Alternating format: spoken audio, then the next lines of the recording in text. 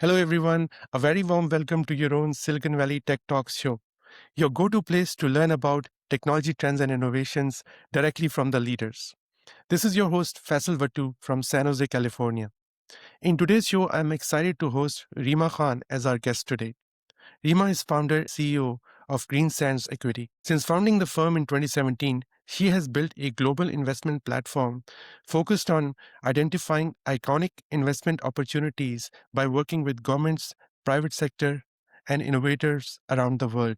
In our conversation today, we will learn from Reema about her approach in identifying transformative investments, innovation opportunities in emerging markets, and also get her perspective on the real impact of AI. So, without any further delay, let's go and talk to Reema and learn from her insights. Hi, Reema. Welcome to our show. How are you doing today? Very good. How are you, Vessel? Great, great. Thanks for joining our show. So, tell us, what is your core investment thesis to identify iconic opportunities, and how has that changed over time since you founded the company in 2017? So at Green Sands, our core thesis is to invest in the foundational technologies behind paradigm shifts, specifically in AI, deep tech, and space, and to do it with a macro, geopolitical, and tech mode lens. If I were to say it another way, I'd say that we try to identify the technologies and companies that are most likely to aggregate into power laws, where the winners don't just win, but they compound.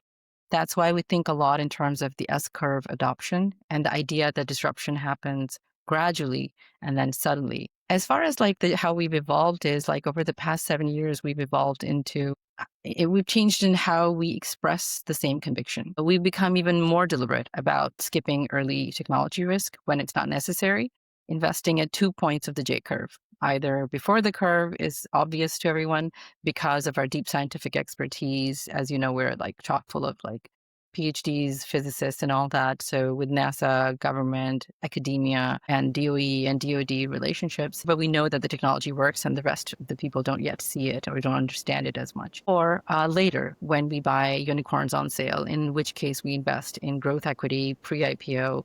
And even sometimes directly into the IPOs. It's hard to get in at that stage usually, but we're often a minority investor of choice.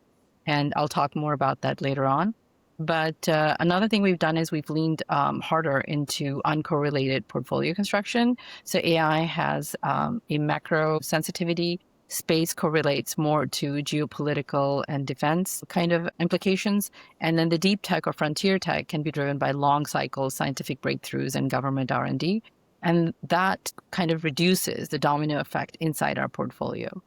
And we don't just pick winners, we like to shape them through product strategy, commercialization pathways, and capital security and exits. And we don't have a huge team, so we don't really roll up our sleeves. We can't help you hire people. We can't help you with operations. We can definitely help with strategy, and we can definitely help with partnerships, and we can certainly help with exits and global expansion. Thank you, Reema. Do you have an example of a deal that exemplifies your approach? That would be great. See, that's a really hard thing for an investor to do because you Mm, can't pick favorites. Like I have a few that I really like, but I'll give you a couple of examples because mm, they talk about both sides of it. So one would be an early stage one, which was a company called Good Chemistry. It was a quantum computing company actually, and it's about simulation and for chemistry, so new materials. And that company, when we started building it, we knew that this company is building something that another larger startup, actually, company is going to need. And we ended up getting acquired by Sandbox. We architected that. And then, so we had a nice exit when it was acquired, but then we ended up with equity in Sandbox. And then Sandbox is a multi-billion-dollar company. And that one, again, we exited some of our position in the secondary market and helped the company further along. So that's like making an illiquid sort of a early stage company, you would think, investment into the most liquid because we cashed out every step of the way. Another example would be USA Rare Earth, which is us understanding that supply chain resilience needs to be underwritten and there is a broader political and policy urgency around that. And we did that before the whole US China thing became so severe and Trump came, this is before Trump. So when we did that, again, we understood that, and today the company's gone public. It's doing really well. In fact, we have a big deal coming up with the U.S. government giving it another 1.6 billion probably in the next couple of weeks. So that will really shoot up the stock price, hopefully. So that's another example of that. Another company I really like is Paradromics. That's a company where it's a brain computer interface company, a direct competitor to Neuralink, 20 times faster data rate than Neuralink, undervalued, but really great performing company, straight out of Austin. We invested in the company and we knew that it needed some deep pockets. And because, you're up against Elon. And so we are signalers because of our deep technical expertise. People do respect it, even though our check sizes may be small. So we put in a few $1 million into the company, but then we had the sovereign wealth from Saudi Arabia. We had NEOM come in with 30 million. And also we signed a deal with the Ministry of Health in Saudi Arabia to do the first human implant there. Because to them, that is something of national pride and priority that they want to be on the cutting edge. So understanding the priorities of allied nations is something that makes us more of a dual use kind of investor, where it's not just about civilian and military use is what most people call it dual use. For us, dual use is it's not just for the US economic market, but also understanding the priorities of our allies. Another company that I think really exemplifies how we think and operate is another hardware company. They're making it right here in Davis. It's called Elf Speed.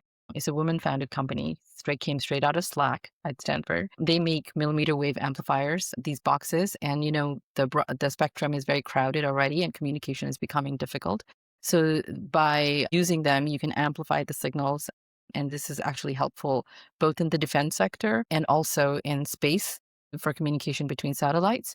And I didn't realize how big a deal it was when I visited the factory, and I said to the founder CEO, said, Dana, well, they look like boxes that don't look that complicated. What's so hard about them? And she said, only 17 of them have ever been made in the world, and we're making I don't know how many a week.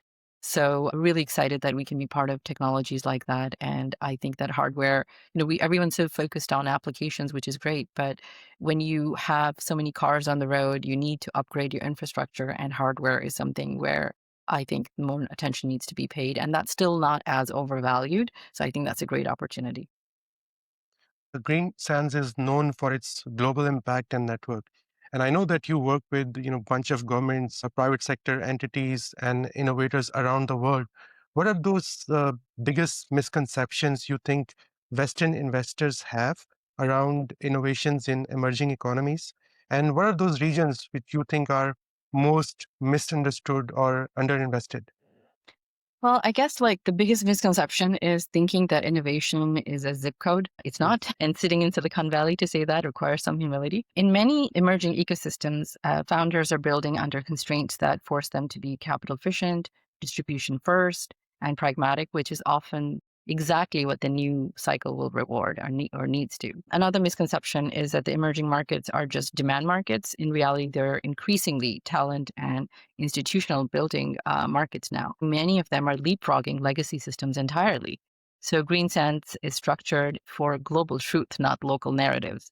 We have offices and representatives across regions, including Silicon Valley, New York, Zurich, Dubai, Doha, Singapore. And through Singapore, we also get into Malaysia. What's more misunderstood is that right now is that just a single country, like it's the Middle East to Asia corridor as an innovation and capital formation engine, especially where we see sovereign and strategic capital partnering with frontier tech, like an example that I just shared with you.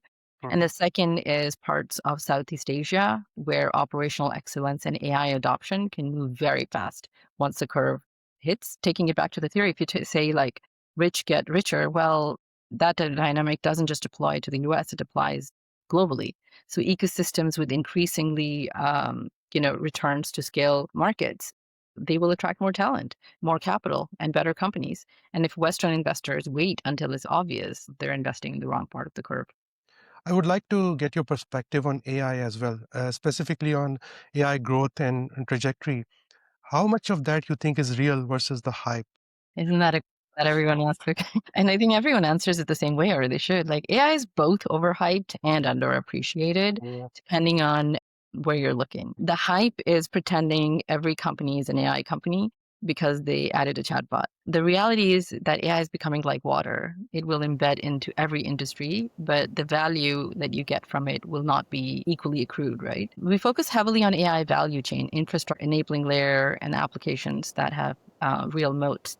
So when it comes to the foundation model companies, I think those are going to be, like Sequoias of the world and the Andreessens and General Catalyst, the huge ones. They can write the hundreds of millions of dollar checks and they can keep the valuations up and all of that.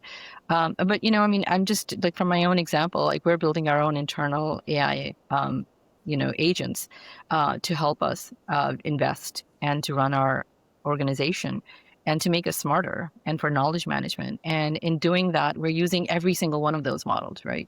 We're using Claude, we're using Perplexity, we're using Gemini, we're using OpenAI, ChatGPT, everything, right?